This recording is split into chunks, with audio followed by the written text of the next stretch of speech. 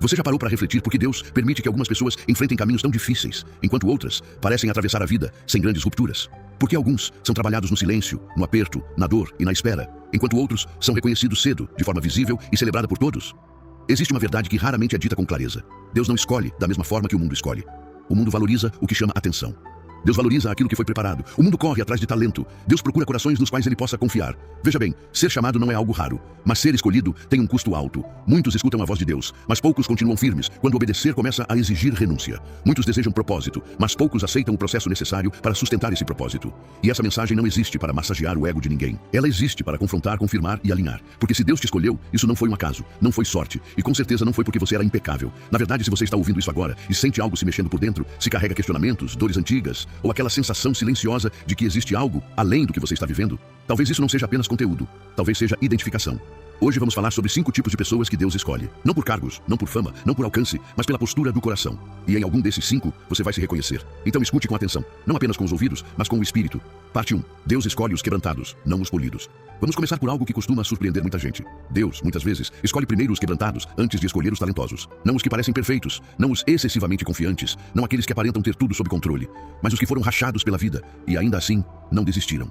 Se você já foi ferido, se passou por humilhações que nunca imaginou enfrentar, se perdas, rejeições, fracassos ou decepções arrancaram suas ilusões, entenda isso com clareza. Você não foi descartado. Você foi posicionado. O quebrantamento produz algo que o sucesso jamais consegue produzir. Ele desmonta a autossuficiência, ensina a escutar, torna o coração mais sensível à dor do outro. A Bíblia está repleta de pessoas que Deus passou a confiar depois que foram quebradas, não antes, porque Deus não se impressiona com a aparência. Ele responde à rendição. Pessoas quebrantadas aprendem a depender de Deus todos os dias, não apenas em momentos pontuais. Elas não confiam apenas na própria força, não vivem assumindo que o amanhã está garantido. Elas oram com verdade, porque fingir já não funciona mais. Mas aqui existe uma distinção muito importante que precisa ser dita com clareza. Deus escolhe os quebrantados, não os amargurados. O quebrantamento que gera humildade atrai Deus. O quebrantamento que se transforma em ressentimento afasta o propósito. Se a sua dor te tornou mais sensível e não mais frio, mais consciente e não mais cruel, se ela te ensinou compaixão em vez de comparação, isso não aconteceu por acaso. Talvez você já tenha se perguntado por que Deus não te livrou mais cedo, por que o processo foi tão longo, por que a cura demorou tanto. A resposta pode ser mais profunda do que parece. Vasos frágeis não sustentam peso eterno. Deus não estava tentando te destruir. Ele estava retirando tudo aquilo que não poderia acompanhar você até onde Ele pretende te levar.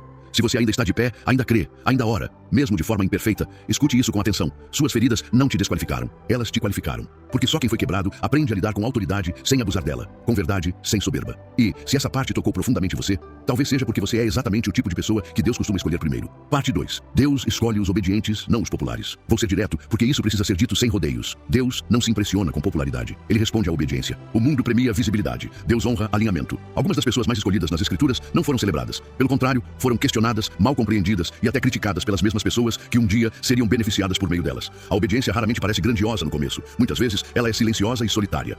Se você já sentiu o peso de saber exatamente o que Deus te pediu para fazer e percebeu que obedecer custaria aceitação, conforto ou relacionamentos, então você entende bem essa parte. Obedecer sempre tem um preço. Deus não começa testando a obediência em palcos públicos. Ele testa no secreto, em decisões pequenas, invisíveis, onde ninguém aplaude e ninguém percebe. Você permanece fiel quando ninguém está observando. Você escolhe obedecer quando desobedecer seria mais fácil e até elogiado. Obediência adiada não é obediência incompleta, é desobediência disfarçada de medo. Muitas pessoas se perdem não porque não ouviram Deus, mas porque não gostaram da direção que Ele deu.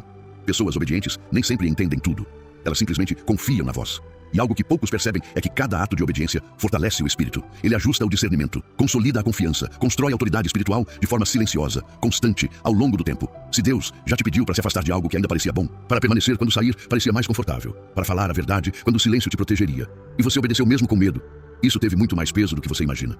O céu registra a obediência muito antes de a terra reconhecer os resultados. A popularidade é passageira, a obediência permanece. E em muitos momentos, Deus remove os aplausos de propósito para manter a obediência pura. Se você já se sentiu esquecido por escolher integridade em vez de atenção, se perdeu a aprovação das pessoas por permanecer alinhado com Deus, você não estava ficando para trás. Você estava sendo preparado para a confiança.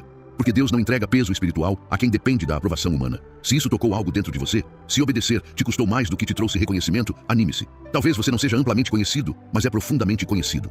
E esse é exatamente o tipo de pessoa que Deus escolhe repetidas vezes. Parte 3. Deus escolhe os disponíveis, não os superqualificados. Talvez isso confronte tudo o que você aprendeu sobre chamado até aqui. A gente cresce ouvindo que primeiro precisa estar pronto, seguro, preparado. Mas Deus não aguarda você se sentir preparado. O que Ele procura é disponibilidade. Enquanto o mundo insiste, fique mais forte, mais inteligente, mais confiante e só então avance, Deus sussurra algo diferente. Venha exatamente como você está e permita que eu faça o fortalecimento. Algumas das tarefas mais transformadoras registradas nas Escrituras foram confiadas a pessoas que se viam pequenas, incapazes e inseguras.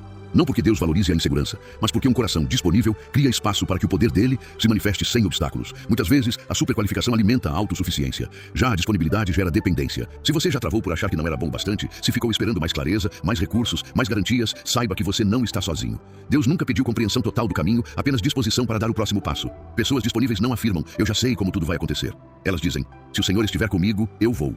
Não exigem cada detalhe revelado. Elas confiam naquele que está enviando. E aqui está algo importante. Deus frequentemente ignora aqueles que insistem em controlar tudo. O controle sufoca a fé. Disponibilidade é aparecer mesmo de mãos vazias, mesmo com a voz trêmula, mesmo quando a estrada ainda parece confusa e indefinida. Se em algum momento Deus te empurrou para algo desconhecido, para uma responsabilidade que você não buscou, para um lugar que você não se sentia pronto para ocupar, e ainda assim você disse sim, esse sim teve mais peso do que qualquer habilidade que você achava que faltava. Deus pode ensinar o que você ainda não sabe, pode suprir o que hoje te falta, pode fortalecer aquilo que parece frágil, mas ele não força um coração resistente. Se você esperar se sentir totalmente confiante para agir, pode acabar esperando para sempre. Muitas vezes, a confiança nasce depois da obediência, não antes dela. Então eu te pergunto de forma direta e sincera, você está disponível? Não apenas quando é fácil, não só quando é seguro, mas quando custa conforto. Se algo dentro de você sempre murmurou, não sei explicar, mas sinto que Deus continua me puxando para frente. Talvez isso não seja pressão, talvez seja propósito. Porque Deus não chama apenas os capacitados, Ele capacita os chamados. E faz isso por meio daqueles que têm coragem de dizer, eis-me aqui. Parte 4. Deus escolhe os rejeitados, não os aplaudidos.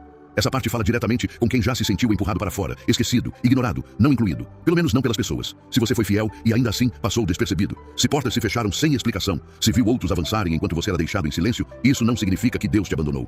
Muitas vezes, significa exatamente o contrário. A rejeição é uma das ferramentas mais mal compreendidas de Deus. Aquilo que as pessoas descartam, Deus frequentemente separa com cuidado. O aplauso pode distrair. A rejeição, por outro lado, refina. Quando você é mal interpretado, algo profundo acontece dentro de você. Sua identidade se desprende da necessidade de aprovação, suas motivações se tornam mais puras, sua obediência fica mais discreta e também mais firme.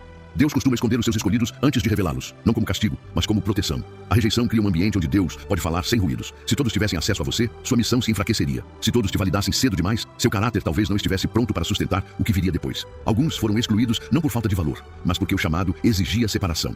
Isolamento não é abandono, é alinhamento. Muitas vezes, Deus silencia vozes ao redor para que a voz dele se torne mais nítida. Se você já se perguntou por que nunca se encaixava, por que suas convicções causavam desconforto, por que sua presença parecia gerar resistência, entenda, essa tensão não foi aleatória. A rejeição costuma surgir quando você carrega algo que outros ainda não conseguem enxergar. E aqui vai uma verdade que quase ninguém diz. Os escolhidos por Deus frequentemente são rejeitados pelas multidões antes de serem confiados pelo céu. O aplauso infla, mas a rejeição cria raízes. Se a rejeição não endureceu seu coração, se não te tornou amargo nem ressentido, se te ensinou discernimento em vez de defesa constante, então Deus estava te moldando, não te descartando. A rejeição não encerra a sua história. Ela faz parte do processo de edição. Aquilo que as pessoas empurraram para longe, Deus estava separando com intenção. E se tudo isso soa pessoal, se toca feridas antigas que você nunca conseguiu explicar, ouça com atenção. Você não foi rejeitado porque estava errado. Você foi rejeitado porque chegou cedo demais. Parte 5. Deus valoriza os fiéis, não os escandalosos. Vamos concluir essa caminhada exatamente no ponto onde, muitas vezes, Deus inicia a sua confiança. Não na força do momento, não na exposição, mas na constância. Deus não está à procura de pessoas que brilham rápido e somem logo depois. Ele busca quem permanece firme quando não há plateia, quando ninguém percebe. A fé que chama a atenção impressiona. A fé fiel sustenta. Muitos de vocês têm servido por muito tempo no silêncio, orando sem aplausos, continuando mesmo depois que o entusiasmo passou, esperando enquanto as respostas pareciam demoradas demais, questionando no íntimo se tudo isso fazia diferença. Faz, sim. A fidelidade fala uma língua que Deus reconhece profundamente, porque ela revela quem você é quando está sob pressão. Ela demonstra amor sem troca, mostra compromisso sem reconhecimento. Muita gente deseja impacto imediato, mas poucos abraçam a perseverança diária. Deus prova a fidelidade nas rotinas simples, nos detalhes comuns da vida. Você continua íntegro quando surgem caminhos mais fáceis. Você permanece constante quando a empolgação diminui. Você segue confiando quando o avanço parece lento. Pessoas fiéis nem sempre se sentem poderosas. Elas se sentem responsáveis. Elas não vivem de emoções intensas, vivem de convicções firmes. Tempos de espera não são tempo perdido. São lugares de preparo. Se Deus já pediu que você aguardasse além do que gostaria, que servisse sem ser notado, que ficasse quando ir embora parecia mais confortável, saiba disso. Essa espera não foi atraso, foi amadurecimento. Deus edifica a influência que permanece por meio da constância, não do carisma. E existe uma promessa que muitos deixam passar. Deus entrega autoridade duradoura àqueles que demonstram fidelidade ao longo do tempo. Se o seu caminho tem parecido extenso demais, se a obediência tem soado repetitiva, se a fé tem sido silenciosa em vez de empolgante, você está exatamente no lugar onde Deus realiza seu trabalho mais profundo. O brilho se apaga, a fidelidade permanece. E se você continua aqui, ainda crendo, ainda escolhendo Deus mesmo quando isso exige sacrifício, escute com atenção. Deus enxerga o que muitos ignoram. Ele se lembra do que outros esquecem. Ele honra aquilo que outros desprezam. Porque para o céu, a fidelidade nunca passa despercebida. É por isso que Deus confia aos fiéis aquilo que permanece. Agora, vamos unir tudo isso, porque essa mensagem nunca foi apenas conteúdo, sempre foi um convite. Você acabou de refletir sobre 5 tipos de pessoas. Deus escolhe os quebrantados, os obedientes, os disponíveis, os rejeitados e os fiéis. E sendo sincero, é bem provável que você não tenha se identificado com apenas um deles. A maioria não se identifica, porque Deus raramente forma os escolhidos em uma única fase da vida. Ele constrói o processo por etapas. Ele nos quebra para que não dependamos da nossa própria força. Ele nos ensina a obedecer para reconhecermos sua voz. Ele trabalha a nossa disponibilidade para que não resistamos quando ele envia. Ele permite a rejeição para que não vivamos reféns da aprovação. E ele desenvolve a fidelidade para que sejamos confiáveis a longo prazo. Ser escolhido não tem a ver com destaque, tem a ver com responsabilidade. Deus não escolhe pessoas para inflar o ego delas. Ele as escolhe para que sirvam com humildade, coragem e perseverança. Se essa mensagem tocou algo profundo dentro de você, se algumas partes soaram desconfortavelmente familiares, isso não foi acusação, foi confirmação. Deus tem moldado você em silêncio, em lugares sem aplausos, através de fases que na época não faziam sentido. E talvez você ainda se sinta inseguro, imperfeito, em construção. Isso não desqualifica você. Pelo contrário, é exatamente assim que as pessoas escolhidas costumam se sentir. Então aqui fica a pergunta final. Não para responder agora, mas para levar consigo. Você continuará dizendo sim? Sim quando custa mais do que esperava. Sim quando o processo é lento. Sim quando ninguém entende. Sim quando a obediência pesa mais do que a empolgação. Porque Deus conclui aquilo que começa. Ele não abandona o que escolhe. E se Ele tem moldado você, esticado seus limites, chamado você para águas mais profundas, então você nunca foi esquecido. Nunca chegou tarde demais. Nunca foi deixado para trás. Você estava sendo preparado, e aquele que o escolheu ainda não terminou a obra.